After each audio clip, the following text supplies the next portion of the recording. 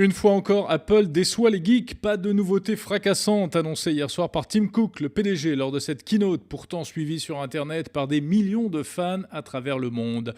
L'Américain se contente d'un toilettage de ses iPads pour Noël. Alors d'abord avec un nouvel iPad 10 pouces, le grand format, plus fin, moitié moins lourd que le précédent et plus puissant. En revanche, on attendait un lecteur d'empreintes digitales sur ce nouvel iPad. Comme sur le dernier iPhone, il n'en est rien. Et cela peut être, dit-on, pour des questions d'approvisionnement. Ce composant électronique serait particulièrement difficile à fabriquer.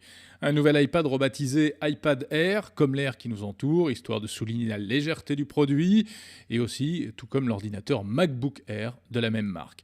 L'iPad Air sera disponible le 1er novembre en 3 coloris, blanc, argent et gris sidéral. Il n'y a qu'Apple pour inventer des choses pareilles, entre 490 et 890 € environ.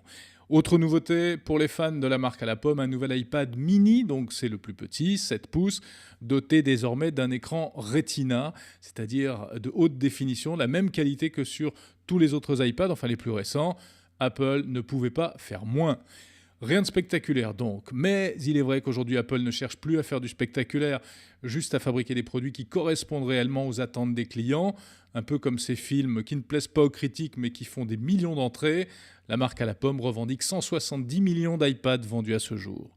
Alors dans le même temps, Nokia, lui, a plus fait dans la nouveauté hier avec l'annonce, on en parlait dans cette chronique hier, de sa toute première tablette et de 2 phablettes, des smartphones à grand écran, presque la taille d'une Kindle d'Amazon, bien que ce soit encore des téléphones.